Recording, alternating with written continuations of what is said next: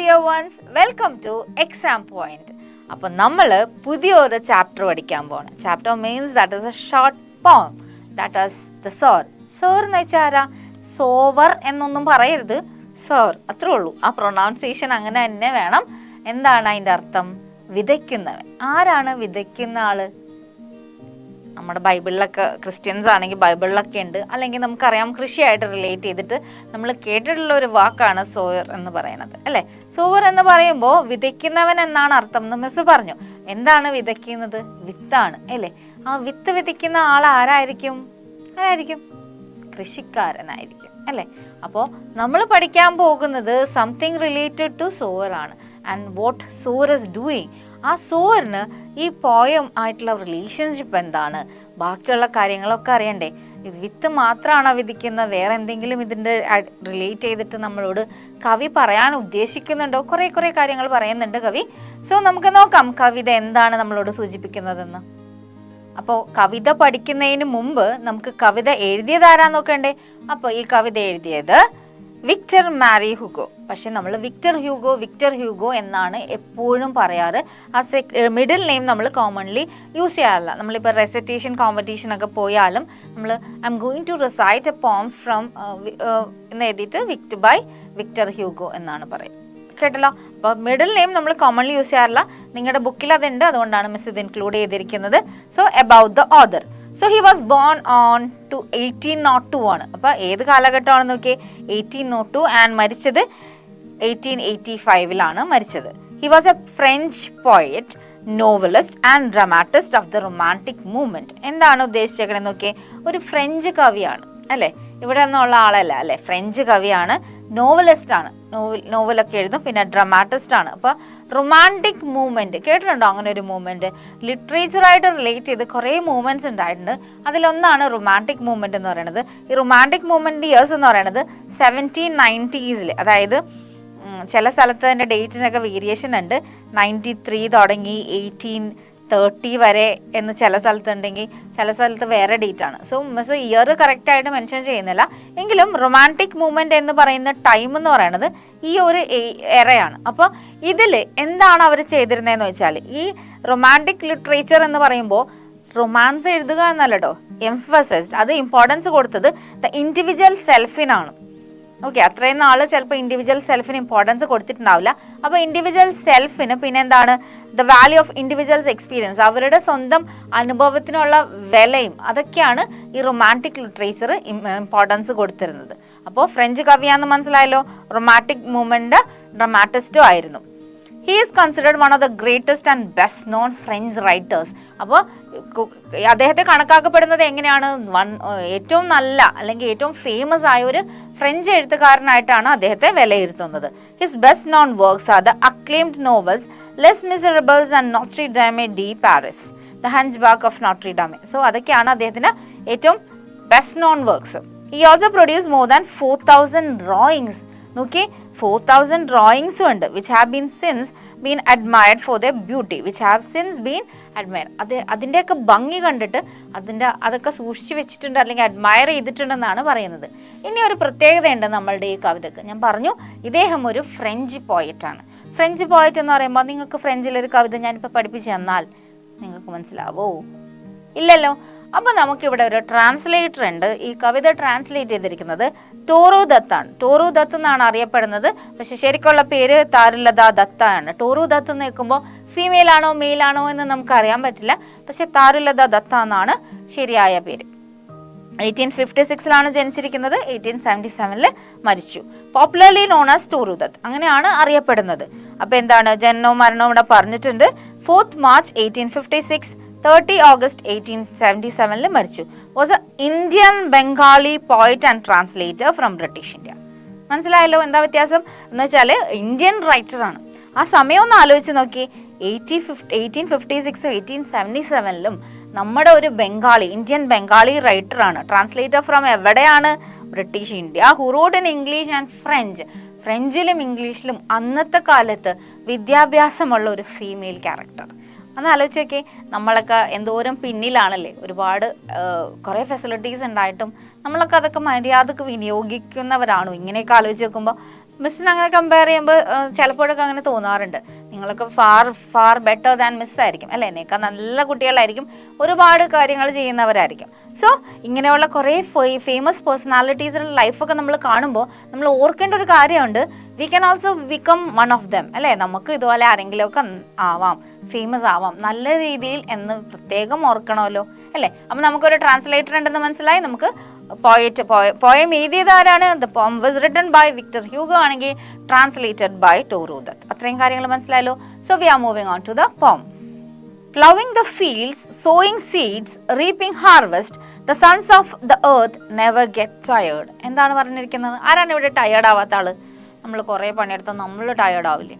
നിങ്ങൾ ഇപ്പോൾ ലാസ്റ്റ് പീരീഡൊക്കെ ആകുമ്പോഴേക്കും എങ്ങനെയെങ്കിലും ഒന്ന് ബെല്ലടിച്ചാൽ മതി അല്ലേ, ആ ബെല്ല് കേൾക്കാൻ എന്താ സുഖം അല്ലേ. പക്ഷെ ഇവിടെ ഒരിക്കലും ടയേർഡ് ആവാത്ത ഒരാളെ കുറിച്ചാണ് പറഞ്ഞിരിക്കുന്നത്. ആരാണ്? The sons of the earth. അതാരാണ്? സോയിലാണ് അല്ലേ. അപ്പം നമ്മൾ ആ ഭൂമിയിൽ ഒരിക്കലും ടയേർഡ് ആവുന്നില്ല എന്നാണ് പറയുന്നത്. എങ്ങനെയാണ്?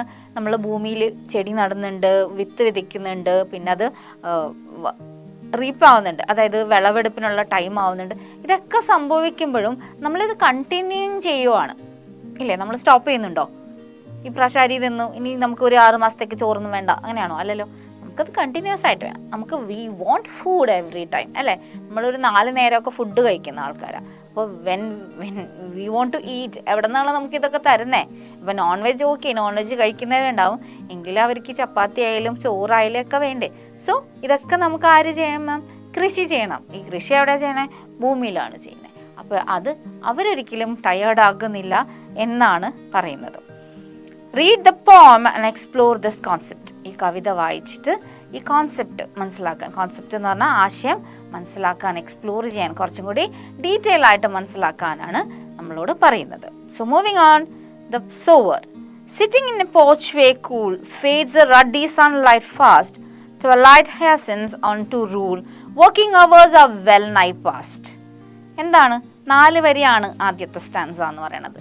4 വരി എന്ന് പറയുമ്പോൾ നോക്കിയേ, sitting in a porchway cool, അതായത് നമ്മുടെ കവി, നമ്മുടെ ഓതർ എവിടെ ഇരിക്കുന്നേ?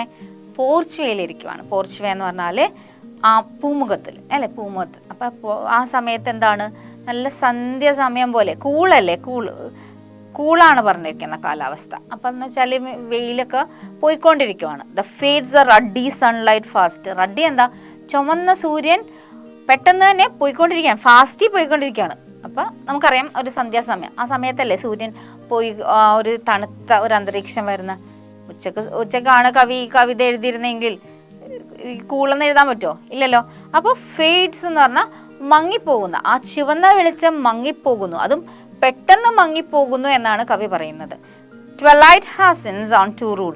ട്വലൈറ്റ് ഹാസൻസ് എന്ന് പറയുമ്പോൾ, ട്വലൈറ്റ് എന്ന് പറയുമ്പോൾ നമുക്കറിയാം ഇത് പെട്ടെന്ന് തന്നെ സൂര്യൻ പോയിട്ട് അവിടെ എന്താണ് ആവുന്നത്? സന്ധ്യ ആവുകയാണ് അല്ലേ. സന്ധ്യയായിട്ട് working hours are well nigh past. Working hours എന്ന് പറയുമ്പോൾ ഈ സന്ധ്യ ആയി കഴിയുമ്പോൾ, ഇപ്പം നമുക്കറിയാം നൈറ്റ് ഡ്യൂട്ടി ഉള്ള ഒരുപാട് ജോലി ഉണ്ടെങ്കിൽ പോലും ഒരു നോർമൽ കോൺസെപ്റ്റ് അനുസരിച്ച് വർക്കിംഗ് അവേഴ്സൊക്കെ തീർന്നുകൊണ്ടിരിക്കുകയാണ്. വെൽ നൈ എന്ന് വെച്ചാൽ ഓൾമോസ്റ്റ് അവസാനിച്ചു കൊണ്ടിരിക്കുന്ന സമയമാണ്. Working hours are well nigh past ആണ് എന്ന് കവി പറയുന്നത്. The poet sees that one day he sits on a porchway to enjoy the sunset. അപ്പോൾ സൺസെറ്റ് ആസ്വദിച്ചുകൊണ്ട് പൂമുഖത്തിലിരിക്കുകയാണ് നമ്മുടെ കവി ഒരു ദിവസം. He watches the ruddy red sunlight fading away fast. അപ്പോൾ ഈ സൺലൈറ്റ് എന്ന് വെച്ചാൽ സൂര്യൻ്റെ വെളിച്ചം, ചുവന്ന സൂര്യൻ്റെ വെളിച്ചം പെട്ടെന്ന് മങ്ങിപ്പോകുന്നത് ആര് കാണുന്നുണ്ട്? നമ്മുടെ കവി കാണുന്നുണ്ട്. As the evening approaches, the twilight, here it's mean evening, ഞാൻ പറഞ്ഞില്ലേ സന്ധ്യ സമയം, begins that rule. സന്ധ്യ, ആ ലൈറ്റിന് സന്ധ്യയാണ് ഡോമിനേറ്റ് ചെയ്യുന്നത്. അത്രയും നേരം നല്ല വെളിച്ചം ഉണ്ടായിരുന്നിട്ട് പെട്ടെന്ന് സന്ധ്യ വന്ന് ഓവർടേക്ക് ചെയ്തു. അല്ലെങ്കിൽ സന്ധ്യയാണ് നമ്മൾക്ക് കാണാൻ പറ്റുന്നത്. ആ ഒരു മങ്ങിയ ഒരു ഇരുട്ട്, കൂറ്റാക്കൊരിരുട്ടല്ല, ഒരു മങ്ങിയ വെളിച്ചം. In other words, the darkness start spreading all over. അല്ലെങ്കിൽ നമുക്ക് പറയാം ഇരുട്ട് ഇങ്ങനെ എല്ലായിടത്തും ഇങ്ങനെ പടർന്നുകൊണ്ടിരിക്കുകയാണ്. At such a time when there is no light, people stop their work. Here it means working in the farms. ഇവിടെ കവിതയിലെ വർക്ക് എന്ന് പറയുന്നത് കൃഷി സ്ഥലത്തെ പണിയാണ് ഉദ്ദേശം. പറഞ്ഞല്ലോ കുറേ നൈറ്റ് ഡ്യൂട്ടി ഒക്കെ ഉള്ളതുകൊണ്ടിട്ട് നമുക്കറിയാം ഇപ്പോൾ കണ്ടിന്യൂയിങ് വർക്കിംഗ് ടൈംസ് ആണ്. 24 hours വർക്കിംഗ് ചെയ്യുന്ന ഷോപ്സ് വരെ നമുക്ക് കാണാം അല്ലേ. അങ്ങനത്തെ ഷോപ്പുകൾ വരെ ഉണ്ട്. അപ്പം നമുക്ക് ഇവിടെ ഉദ്ദേശിക്കുന്നത് കൃഷി സ്ഥലത്തെ പണികളാണ്. They are not seen anywhere as they go back to their homes.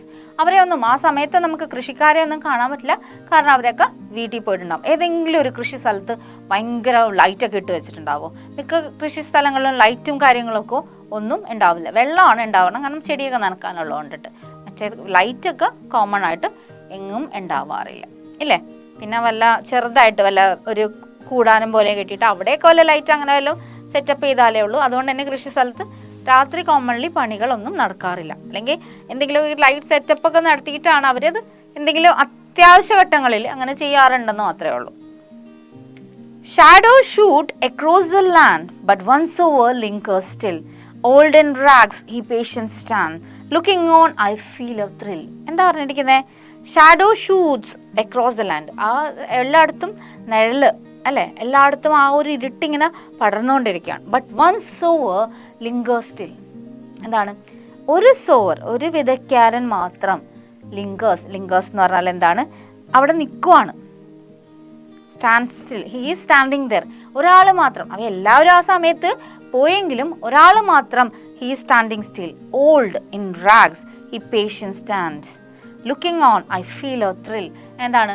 ഒരാൾ മാത്രം അങ്ങനെ നിൽക്കുവാണ്. എന്താണ്? അയാളുടെ ഡ്രസ്സാണ് ഉദ്ദേശിക്കുന്നത്.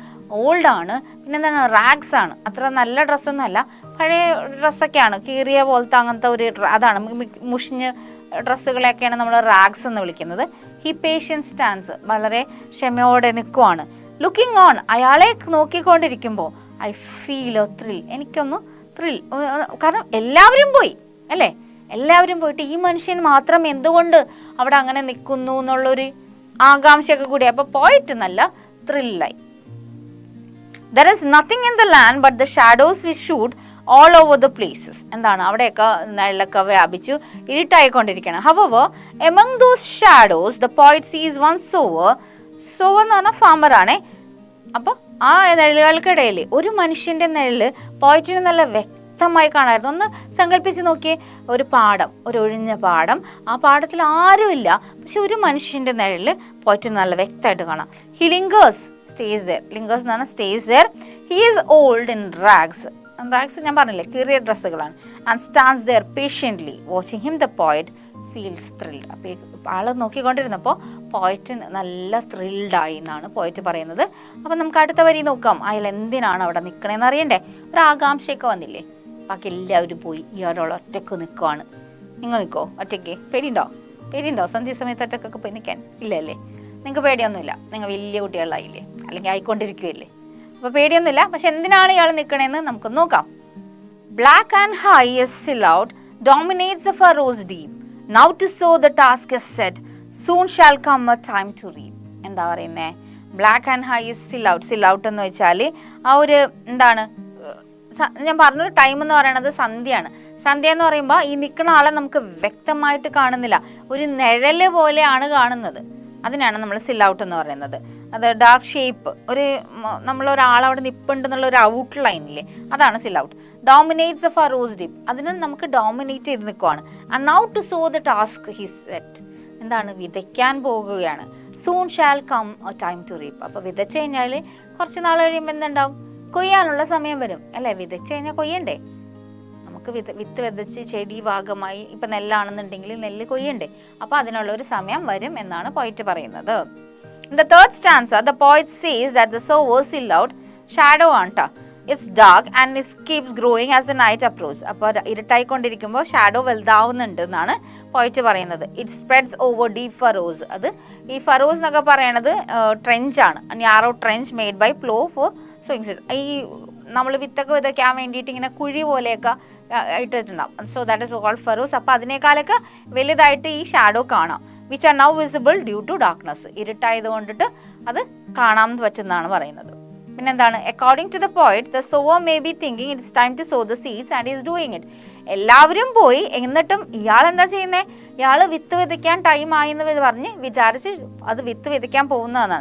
Soon the crops will grow and sower will be able to reap the fruit of his hard labor and dedicated work. ഇവിടെ dedicated work, hard work എന്നൊക്കെ, ഹാർഡ് ലേബർ എന്നൊക്കെ കവി ഉദ്ദേശിക്കണം. എന്താണ്? കാരണം എല്ലാവരും വീട്ടിൽ പോയി റെസ്റ്റ് എടുക്കുന്ന സമയത്ത് ഇവിടെ ഒരാൾ മാത്രം നിന്ന് പണിയെടുക്കാൻ പോവുകയാണ്. അപ്പോൾ അതുകൊണ്ടിട്ട് തന്നെ അയാൾക്ക് ആ പണിയെടുത്തതിൻ്റെ അയാളുടെ ഹാർഡ് വർക്കിൻ്റെയും ഡിറ്റർമിനേഷൻ ഡെഡിക്കേറ്റഡ് വർക്കിൻ്റെയും ഒരു ഫലം കിട്ടും എന്നാണ് കവി ഉദ്ദേശിക്കുന്നത്. This stanza contains a lesson for young people. ഈ സ്റ്റാൻസ ഒരു വലിയൊരു പാഠമാണ് തരുന്നത്, പ്രത്യേകിച്ചും യങ് പീപ്പിളിന്. One should work hard while others give up. ഇപ്പം നമ്മൾ ഒരുമിച്ച് തുടങ്ങിയ ഒരു കാര്യം, സപ്പോസ് ഇപ്പം നിങ്ങൾക്ക് ടൈം ടേബിൾ കിട്ടി എക്സാമിന്, അപ്പോൾ എന്താണ് നമ്മൾ പഠിക്കാൻ വലിയ കാര്യത്തിന് ഇന്ന ദിവസം തുടങ്ങി ഇന്നത് പഠിക്കും, അത് പഠിക്കും, ഇങ്ങനെ പഠിക്കും, സെറ്റപ്പൊക്കെയാണ്, ഭയങ്കര ആലോചനയും പ്ലാനും ഒക്കെയാണ്. ആദ്യ ദിവസം ആ ഒരു ശീലമില്ലാത്തതുകൊണ്ട് എഴുന്നേക്കില്ലേ, അങ്ങനെ എന്തെങ്കിലും. പിറ്റേ ദിവസം ഫ്രണ്ട്സ് പറയും, പോട്ടെടാ നമുക്ക് പിന്നെ സ്റ്റാർട്ട് ചെയ്യാം, ടൈം കിടക്കുമല്ലേ എന്ന് പറയും. പിന്നെ പിന്നെ പോകെ അതൊരു മടിയായിട്ട് മാറും. പിന്നെ ആ പ്ലാനൊക്കെ നിൽക്കും. ബാക്കി എല്ലാവരും പറയും, ഇനിയിപ്പോൾ പരീക്ഷയുടെ തലേദിവസം പഠിക്കാമെന്ന്. അപ്പോൾ എന്തായി, എഴുതി കൂട്ടിയ ടൈം ടേബിളും പ്ലാൻസും ഒക്കെ അപ്പുറത്ത് നിൽക്കുക. So you should never give up അല്ലേ. എന്നാലല്ലേ നമുക്ക് ആ ഹാർഡ് വർക്ക് ചെയ്തതിൻ്റെ ഒരു ഫലം കിട്ടുള്ളൂ. ഈ തലേ ദിവസം പഠിക്കുന്നവർക്ക് എത്ര പേർക്കായിരിക്കും നല്ല മാർക്കൊക്കെ കിട്ടുക അല്ലേ. അപ്പോൾ നമ്മൾ ഒരു ഡെഡിക്കേറ്റഡ് ആയിട്ടൊരു കാര്യം ചെയ്യുമ്പോൾ we must be fully into it. അപ്പോൾ എനിക്ക് എന്തെങ്കിലും നേടണം എന്നുണ്ടെങ്കിൽ ഞാനതിന് സ്റ്റാർട്ടപ്പ് ചെയ്യണം. നമ്മൾ പറയുന്ന പോലെ നമ്മൾ ആകാശ സ്വപ്നം കണ്ടാലാണ് കോക്കനട്ട് ട്രീ വരെയെങ്കിലും എത്തുള്ളൂ എന്നൊരു ഈ പഴഞ്ചൊല്ലുണ്ട്. അപ്പോൾ so you have to dream high അല്ലേ. അപ്പോൾ നമ്മുടെ സ്വപ്നം കണ്ടുകൊണ്ടിരുന്നാൽ സ്വപ്നമായിട്ട് തന്നെ അത് അവസാനിക്കുകയുള്ളൂ. അതിനുവേണ്ടി പ്രയത്നിച്ചാൽ എന്നാൽ മാത്രമല്ലേ നേടിയെടുക്കാൻ പറ്റുള്ളൂ. അപ്പോൾ ഈ കവിത, ഈ തേർഡ് സ്റ്റാൻസ എന്ന് പറയുന്നത് ഈ യങ് പീപ്പിളിനുള്ള ഒരു ലെസണാണ്. നമ്മൾ വലിയ വലിയ കാര്യങ്ങൾ ചെയ്യണമെങ്കിൽ, നമ്മൾ വലിയ ഡെഡിക്കേറ്റഡ് ആവണമെങ്കിൽ കുറേ കാര്യങ്ങൾ ചെയ്യാനുണ്ടെന്ന് പറയണം. This way they will be able to get fruits of their dedication. അങ്ങനെ ഉണ്ടെങ്കിൽ മാത്രമാണ് അതിനൊരു ഫലം ലഭിക്കുള്ളൂ എന്നാണ് ഓഥർ പറയുന്നത്. Marches he along the plain to and fro and scatters wide from his hands the precious grain, moody eye to see him stride. എന്താണ് marches എന്ന് പറഞ്ഞാൽ? എന്താണ്, നടക്കുക എന്നാണ് ഉദ്ദേശിക്കുന്നത്. ഹി അലോങ് ദ പ്ലെയിൻ, ആ പ്ലെയിൻ എന്ന് പറഞ്ഞാൽ പരന്ന പ്രദേശത്ത് കൂടെ നടക്കുവാണ്. To and fro and scatters wide. എന്താണ് ടു ആൻഡ് ഫ്രോ എന്ന് പറഞ്ഞാൽ അങ്ങോട്ടും ഇങ്ങോട്ടും, എന്നാലല്ലേ വിത്ത് വിതയ്ക്കാൻ പറ്റുള്ളൂ. സ്കാറ്റേഴ്സ് വൈഡ് എന്ന് പറഞ്ഞാൽ വിത്ത് ഇങ്ങനെ വിതയ്ക്കുമല്ലേ പല പല സ്ഥലത്തോട്ട് ഇങ്ങനെ, അതാണ് scatters. From his hands the precious grain. ഇവിടെ ഈ വിത്തിന് പ്രഷ്യസ് ഗ്രെയിൻ എന്നാണ് പറയുന്നത്. കാരണം എന്താണ്, ആ വിത്ത് വിതച്ച് വലുതായിട്ട് നമുക്ക് ഫുഡ് തിന്നണ്ടേ, അപ്പോൾ അത് പ്രഷ്യസ് ഗ്രെയിൻ അല്ലേ. മൂഡി ആയി ടു സീ ഹിം സ്ട്രൈഡ്. എന്താണ്, പക്ഷേ കവി ഇവിടെ മൂഡി ആയിട്ടിരിക്കുവാണ്. എന്താണ്, ഒറ്റയ്ക്ക് നടക്കുന്ന, ഒറ്റയ്ക്ക് പണിയെടുക്കുന്നതൊക്കെ കൊണ്ടിട്ട് ഒരു സങ്കടമായിട്ട് ആണ് നമ്മുടെ കവി നിൽക്കുന്നത്. The sower marches to and fro from one end to the other and back to first one. അതാണ് to and fro. Along the plain, farm ആണ്. And scatters the precious grain from his hands in the field. അപ്പോൾ എന്താണ്, അത് ഞാൻ miss പറഞ്ഞ പോലെ അതിങ്ങനെ ഫീൽഡിൽ വിതറുകയാണ്. വിത്ത് വിതക്കണം കണ്ടിട്ടുണ്ടോ നിങ്ങൾ? ഈ കയ്യിൽ വിത്തായിരിക്കും, ഇങ്ങനെ വിതച്ച് പോകും. The grains are precious as they will grow into crops and will make the sower prosperous. എങ്ങനെയാണ് ആ ഗ്രെയിൻസ് പ്രഷ്യസ് ആണ്, വില പിടിച്ചതാണ് എന്ന് പറയുന്നത് എന്തുകൊണ്ടിട്ടാണ്?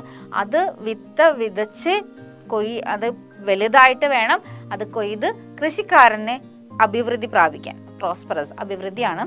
The poet becomes moody, that is sad by seeing struggling so much. കുറേ അധികം കഷ്ടപ്പെടുന്ന കണ്ടിട്ട്, ബാക്കി എല്ലാവരും പോയി ഒറ്റയ്ക്ക് കഷ്ടപ്പെടുന്ന കണ്ടിട്ടാണ് പോയറ്റ് ഇവിടെ ദുഃഖിതൻ അല്ലെങ്കിൽ മൂടി എന്ന് പറഞ്ഞാൽ ഒരുമാതിരി ഗ്ലൂമി ആവുന്നത്. Darkness deepens, gone the light, now his gestures to mine eyes are august and strange his height seems to touch the starry skies. എന്താണ് ഇവിടുത്തെ വരികളൊക്കെ ഒന്ന് പ്രത്യേകം ശ്രദ്ധിച്ചോളണം. ഡാർക്ക്നെസ് ഡീപ്പൻസ്, എന്താണ്, ഇരുട്ട് ശക്തി പ്രാപിക്കുകയാണ്. ഗോൺ ദ ലൈറ്റ് ഒക്കെ പോയി. Now his gestures to mine eyes, എന്താണ് അത് ചെയ്യുന്ന ആക്ഷൻസ്, ജസ്റ്റേഴ്സ് എന്ന് പറഞ്ഞാൽ actions are to mine eyes, എനിക്ക് എൻ്റെ കണ്ണിലോട്ടുള്ള, മീൻസ് കണ്ണിലോട്ടെന്ന് പറയുമ്പോൾ അദ്ദേഹം ചെയ്യുന്നതൊക്കെ ആര് നോക്കിക്കൊണ്ടിരിക്കുകയാണ്? ഇവിടെ നമ്മൾ കവി നോക്കിക്കൊണ്ടിരിക്കുകയാണ്. ആർ ഓഗസ്റ്റ് എന്ന് പറയുമ്പോൾ ഭയങ്കരമായിട്ട് ഹാർഡ് വർക്ക് ചെയ്യുന്നവർ, ഓഗസ്റ്റ് ജനിച്ച എന്നല്ല, ആർ ബോൺ ഇൻ ഓഗസ്റ്റ് എന്ന് നമ്മൾ പറയാറുണ്ട്. ഇവിടെ ഉദ്ദേശിച്ചിരിക്കുന്നത് ആർ ഓഗസ്റ്റ് എന്ന് പറയുമ്പോൾ one who has reach the highest position ആണ്. അതായത് അദ്ദേഹം ചെയ്യുന്ന ആക്ഷൻസ് ഒക്കെ എൻ്റെ കണ്ണിൽ ഓഗസ്റ്റ് ആണെന്ന്, അതായത് ഭയങ്കര ഹൈ പൊസിഷനിൽ എത്തിച്ചിരിക്കുകയാണ്. ആരാണ്? ഈ കൃഷിക്കാരന്. And strange his height seems to touch the starry skies. അദ്ദേഹം ചെയ്യുന്ന ഈ പ്രവൃത്തിയില്ലേ, ആ ഹൈറ്റ് എവിടെയാണ്? ആകാശത്തോളം എത്തുന്നതായിട്ടാണ് കവി വർണ്ണിച്ചിരിക്കുന്നത്. Soon the darkness deepens, that is night appears. അപ്പോൾ രാത്രിയായി എന്നാണ് ഉദ്ദേശിക്കുന്നത്. The daylight is no more. രാത്രിയാകുമ്പോൾ നമുക്കറിയാം സൂര്യൻ്റെ വെളിച്ചം ഒട്ടും ഉണ്ടാവില്ല. The poet cannot see the gestures properly. ആ ആക്ടിവിറ്റീസ് ഒന്നും പോയിറ്റിന് വ്യക്തമായിട്ട് കാണാൻ പറ്റുന്നില്ല. They seem to be strange which he cannot understand now. അത് എന്താണ് അവ്യക്തമായിട്ടാണ് മനസ്സിലാവുന്നില്ല. In the final line the poet says the height of the sower seems to touch the starry skies. എന്താണ് ഏറ്റവും ലാസ്റ്റ് ലൈനിൽ പറയുന്നത്? ആ സ്റ്റാറി സ്കൈസിന് എത്തുന്നാണ് പറയുന്നത്. It becomes so dark that he becomes invisible. അതുകൊണ്ട് തന്നെ അദ്ദേഹം ഇൻവിസിബിൾ ആവുകയാണ് ചെയ്യുന്നത്. കാരണം ഇരുട്ട് കൊണ്ടിട്ടാണ് കേട്ടോ, ഇരുട്ട് കൊണ്ടിട്ട് കാണാൻ പറ്റുന്നില്ല ചെയ്യുന്നത്. അപ്പം നമുക്ക് മനസ്സിലാവുന്ന ഒരു കാര്യമുണ്ട്, ഇവിടെ നമ്മുടെ സോവർ എന്ന് പറയുന്ന ആൾ ഭയങ്കര dedicated and hard working person ആണ്. അപ്പം നമ്മുടെ കവി എന്താണ് ഉദ്ദേശിക്കുന്നത്? നമ്മളും ആ സോവറിനെ പോലെ ആവണം. പല പല പ്രതികൂല സാഹചര്യങ്ങൾ ഉണ്ടായാലും പണിയൊക്കെ നിർത്തി അവസാനിപ്പിച്ച് എനിക്കിനി ഒന്നും നേടാൻ പറ്റില്ല എന്നൊന്നും വിചാരിച്ചേക്കരുത്. നമ്മൾ എന്താ ചെയ്യേണ്ടത്? നമ്മൾ വളരെ ആത്മാർത്ഥമായിട്ട് പണിയെടുക്കുക, ഡെഡിക്കേറ്റഡ് ആയിട്ട് ചെയ്യുക, ഹാർഡ് വർക്ക് ചെയ്യുക. You will be successful. നിങ്ങൾക്കും വിജയം സുനിശ്ചിതമാണ് എന്നാണ് കവി നമ്മളെ ഓർമ്മപ്പെടുത്തുന്നത്. സോ ദ സോവർ എന്ന പോം ഇവിടെ ഫിനിഷായി, കംപ്ലീറ്റഡ്. ഓക്കെ. ആൻഡ് നല്ല എന്താണ് ഒരു അർത്ഥവത്തായ ഒരു പദ്യം പഠിച്ച ഒരു ഫീല് വന്നില്ലേ? നല്ല പദ്യമല്ലേ? നല്ല പദ്യമാണ്. അപ്പോൾ Victor ഹൂഗോന്റെ French poem translated by ടോറോദാത്ത് നമ്മൾ പഠിച്ചു കഴിഞ്ഞു. എല്ലാ വരികളും വ്യക്തമല്ലേ? ഒന്നും മനസ്സിലാവാതിരുന്നല്ലോ.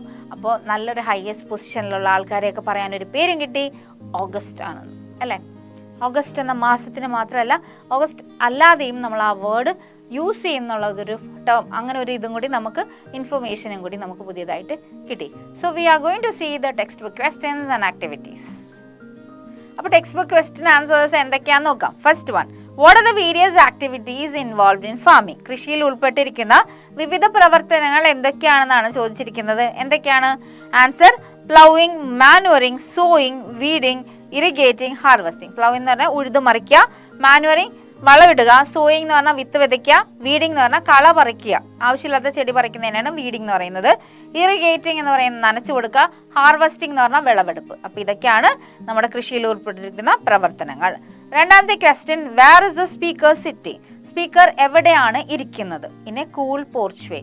തണുത്ത പൂമുഖത്തിലാണ്, അവിടെയാണ് ആരിയ്ക്കുന്നത്? നമ്മുടെ സ്പീക്കർ ഇരിക്കുന്നത്. What time of the day is it? മൂന്നാമത്തെ ചോദ്യമാണ്, ദിവസത്തിലെ ഏത് സമയമാണിത്? ഏത് സമയമാണ്? Evening, സന്ധ്യാസമയമാണ്.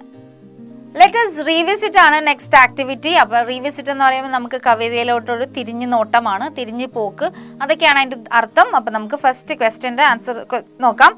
But one sower linger still. Why does the sower linger? What does the use of the word linger suggest about the sower?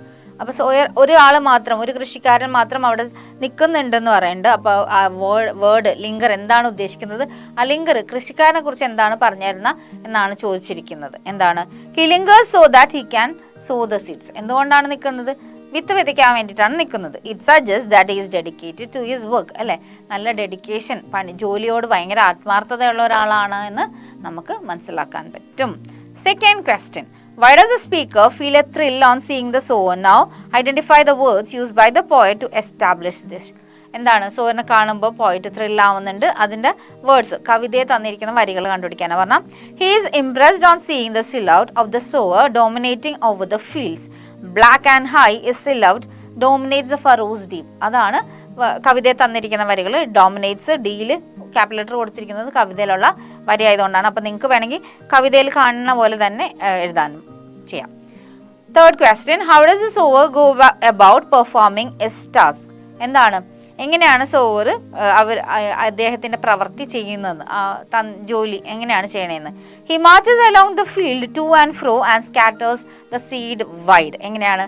March ചെയ്ത് പോയിട്ട് വിത്ത് അവിടെ ഇവിടെയും, അല്ലേ? ടു ആൻഡ് ഫ്രോ, അങ്ങോട്ടും ഇങ്ങോട്ടും പോയിട്ട് അങ്ങനെയാണ് വിത്ത് വിടുന്നത്. നാലാമത്തെ question, in normal circumstances pearls, diamonds and rubies are referred as precious. In this poem, grain is referred to as precious. Why does the poet consider grain precious? സാധാരണഗതിയിൽ ഡയമണ്ടും ഗോൾഡിനെയൊക്കെയാണ് പ്രഷ്യസ്, വിലമതിപ്പുള്ള അല്ലെങ്കിൽ വിലപ്പെട്ട എന്ന് പറയുന്നത്. ഇവിടെ ഗ്രെയിൻ, വിത്തിനെയാണ് നമ്മളിവിടെ വിലപിടിപ്പുള്ള സാധനം എന്ന് പറയുന്നത്. എന്തുകൊണ്ടായിരിക്കും അങ്ങനെ പറഞ്ഞത്? എന്തുകൊണ്ടായിരിക്കും? It is these grains that grow as corn and provide us food that keep us alive. നമുക്ക് ജീവിക്കാൻ സ്വർണവും ഡയമണ്ടും ഒക്കെ മതിയോ? പോരല്ലോ. നമുക്ക് കൃഷി, നമുക്ക് ഭക്ഷണം വേണം. അപ്പോൾ ഈ ഭക്ഷണം തരുന്നത് ആരാണ്? ഈ വിത്ത് വിതച്ച് അത് വിളവെടുത്ത് കഴിഞ്ഞിട്ട് ആ ഫുഡാണ് നമ്മൾ കഴിക്കുന്നത്. സോ അതുകൊണ്ടിട്ടാണ് ഗ്രെയിൻസിന് പ്രഷ്യസ് ആണെന്ന് പറഞ്ഞിരിക്കുന്നത്. അഞ്ചാമത്തെ, the poet speaks of the sower as old and in rags in the beginning of the poem. How does this opinion change towards the end of the poem? Pick out the lines from the poem. അപ്പോൾ തുടക്കത്തിൽ old ആണ്, റാഗ്സിലാണ്, കീറിയ തുണികളിലാണ് എന്ന് പറയുന്നത് പിന്നെ വരുമ്പോൾ മാറുന്നുണ്ട്. അതെങ്ങനെയാണ്, ഏത് ലൈനാണ് പറഞ്ഞു തരുന്നതെന്ന്. The sower grows in stature and the poet seems to respect him more for what he does. അയാളുടെ വസ്ത്രാധാരണമാണ് ആദ്യം പറയുന്നതെങ്കിൽ പോകെ പോകെ അയാളുടെ പ്രവൃത്തികളോട് കവിക്ക് ഭയങ്കര ഇത് തോന്നുവാണ്, അഡ്മറേഷൻ തോന്നുവാണ്, പ്രശംസനീയം. Now his gestures to mine eyes are august. ഞാൻ പറഞ്ഞു ഓഗസ്റ്റിന്റെ മീനിങ് എന്താണെന്ന്.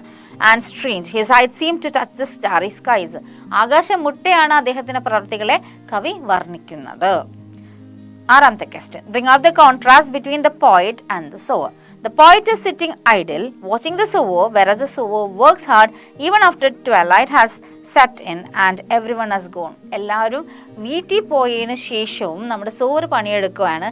അതേസമയം നമ്മുടെ പോയിറ്റ് ചുമ്മാ ഇരുന്ന് സോവറിനെ നോക്കിക്കൊണ്ടിരിക്കുകയാണ്. ഓക്കെ, അപ്പം നമുക്ക് അടുത്ത ആക്ടിവിറ്റി എന്താണെന്ന് നോക്കാം. Activity 1, look at the words. Cool, rule, fast, fast. These are rhyming words. അപ്പം നമ്മളിങ്ങനെ ഒരുപോലെ വന്നാണ്ട. കൂൾ, റൂൾ സൗണ്ടാണ് ഉദ്ദേശിക്കുന്നത് കേട്ടോ. അതിനെ നമ്മൾ വിളിക്കുന്ന പേരാണ് rhyming words. Now pick out the rhyming words from the poem. ഇനി നിങ്ങൾക്കുള്ള ആക്ടിവിറ്റിയാണ് പോയം നിങ്ങൾ എന്ത് ചെയ്യണം, റൈമിംഗ് വേർഡ്സ് സെലക്ട് ചെയ്തെടുക്കണം. കണ്ടുപിടിക്കാൻ ഭയങ്കര എളുപ്പമാണ്. ഫസ്റ്റ് 4 വരി നോക്കാം. Shadow shoot across the lands but one sowers linger still.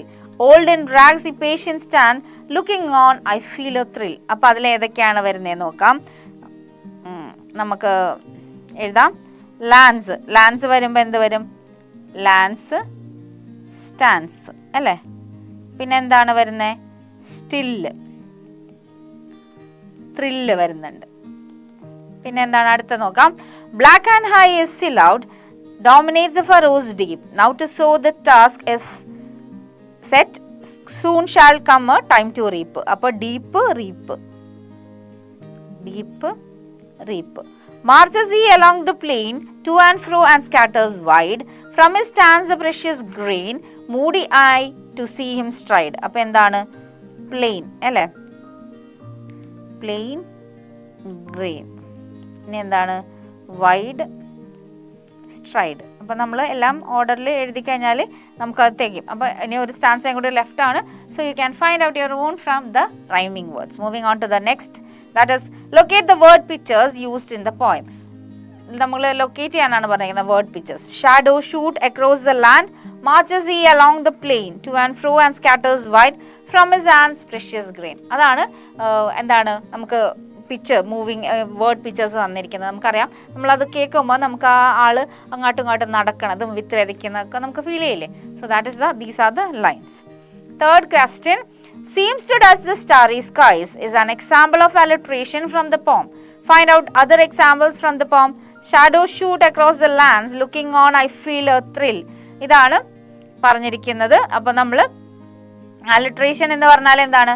Alliteration എന്ന് പറഞ്ഞാൽ എന്താണെന്ന് ഓൾറെഡി എക്സ്പ്ലെയിൻ ചെയ്തതാണ്. എന്നാലും മിസ് ജസ്റ്റ് പറഞ്ഞുതരാം. അലിട്രേഷൻ എന്ന് പറഞ്ഞാൽ the repetition of consonant sounds അല്ലേ. റിപ്പീറ്റേഷൻ ഓഫ് കോൺസണന്റ് സൗണ്ട്സ് ഏതാണ് ഇതിൽ? ഷാഡോസ് ഷൂട്ട് അല്ലേ, shadow shoot across the lands, looking on I feel a thrill. അതിൽ ഷാഡോസ് SS സൗണ്ട് കോൺസണന്റ് അല്ലേ, AEIOU ആണ് വവൽസ്, ബാക്കി കോൺസണന്റ് അല്ലേ. So these are the lines which tell about the alliteration. Poetic devices മറക്കരുതെന്ന് miss പറഞ്ഞിട്ടുണ്ട്. ഓരോ ചാപ്റ്ററിലും അത് വരാറുണ്ട്. പോയം പ്രത്യേകിച്ച് വരാറുണ്ടല്ലോ. അപ്പോൾ നമ്മൾ അലിട്രേഷൻ പഠിക്കുന്നുണ്ട്, സിംപ്ലി പഠിക്കുന്നുണ്ട്, അസോണൻസ് പഠിക്കുന്നുണ്ട്. ഇതൊന്നും നമ്മൾ മറന്നു പോകാൻ പാടില്ല. Fourth one, write the rhyme scheme of the first stanza. അപ്പോൾ റൈം സ്കീം എഴുതിയിട്ടുണ്ട്. അബാണ് നോക്കിയേ, കൂൾ, പിന്നെ കഴിഞ്ഞിട്ട് ഫാസ്റ്റ് ആണ്, പിന്നെ എന്താണ്? റൂൾ. അപ്പോൾ പിന്നെയും A, ഇതിന് A വന്നാൽ ഇതിന് B, ഫാസ്റ്റ്. ഇനി എന്താണ്? റൂൾ, ആ സൗണ്ട് സെയിം സൗണ്ട് A വന്നു. ഫാസ്റ്റ് എന്താണ്? B വന്നു. So understood the rhyming scheme is Ab. Okay, അപ്പോൾ നമ്മുടെ ആക്ടിവിറ്റീസ് ഒക്കെ കഴിഞ്ഞു. സോ അഡീഷണൽ ക്വസ്റ്റ്യൻസ് എന്തെങ്കിലും വേണമെങ്കിൽ നിങ്ങൾ എക്സാം പോയിന്റ് ബുക്സ് റെഫർ ചെയ്യണം. മിസ് റെഫർ ചെയ്തിരിക്കുന്ന ബുക്ക് എക്സാം പോയിന്റ് തന്നെയാണ്. So you can also refer to the books for the additional question answer and activities. മനസ്സിലായല്ലോ? ഈ ചാപ്റ്റർ സിമ്പിൾ അല്ലേ, നല്ലൊരു മെസ്സേജും കൂടി തരുന്നുണ്ട് അല്ലേ. സാധാരണ പോമിനെ വെച്ച് നോക്കുമ്പോൾ ഇതൊരു message also it is there. അപ്പം നമുക്ക് മനസ്സിലായെന്ന് വിചാരിക്കുന്നു. So we have completed the poem that is the Sower, written by Victor Hugo and translated by Torudat. കാരണം ഫ്രഞ്ച് പോം ആയിരുന്നു, സോ ഇറ്റ് വാസ് ട്രാൻസ്ലേറ്റഡ്. അപ്പോൾ നമുക്ക് ട്രാൻസ്ലേറ്റ് ചെയ്ത വേർഷൻ മനസ്സിലായല്ലോ. ഇത് സിമ്പിൾ പോമാണ്. എല്ലാവരും ജോലിയൊക്കെ നിർത്തിപ്പോയിട്ടും ഒരു കൃഷിക്കാരൻ മാത്രം പാടത്ത് നിന്ന് വിത്ത് വിതയ്ക്കുന്നതും ഇരുട്ടിൽ അയാളുടെ നിഴലിനെ ആകാശത്തോളം കവി പാടി പുകഴ്ത്തുന്നതും ഒക്കെ മനോഹരമായി പറഞ്ഞിട്ടുണ്ട്. എന്നിട്ട് കവി നമ്മളോട് പറയാതെ പറയുന്ന കാര്യം എന്താണ്? നമ്മളും ഇതുപോലെ ഡെഡിക്കേറ്റഡ് ആയിട്ട് ചെയ്യണം കാര്യങ്ങൾ. ഒരിക്കലും നമ്മൾ ഗിവ് അപ്പ് ചെയ്യാൻ പാടില്ല ഒന്നിനും. അതായത് ഇപ്പം നമ്മൾ എന്തെങ്കിലും ചെയ്തിട്ട് ഓക്കെ, ഇറ്റ് ഈസ് മനുഷ്യനാണ് നമ്മളെല്ലാവരും. അപ്പം നമ്മൾ എന്ത് ചെയ്താലും ചിലപ്പോൾ ആദ്യം ചെയ്യുമ്പോൾ ശരിയാവണം എന്നില്ലല്ലോ. പക്ഷെ നമ്മൾ ഒരിക്കലും വിട്ടുകൊടുക്കരുത്, തോറ്റു പിന്മാറരുത്, അല്ലേ? നമ്മളെപ്പോഴും ജയം കാണുന്നത് വരെ പരിശ്രമിക്കാനുള്ളതാണ് നമുക്ക്. സോ അത്രയും നല്ലൊരു മെസ്സേജ് തന്ന ഒരു സിമ്പിൾ പോം പഠിച്ചില്ലേ? സോ ദി സോവർ എന്ന പാഠം നമുക്ക് തന്ന പാഠം ഉൾക്കൊണ്ട് തന്നെ നമുക്ക് ക്ലാസ് അവസാനിപ്പിക്കാം. We have come to the end of the poem that is the Sower. So thank you children. Bye bye.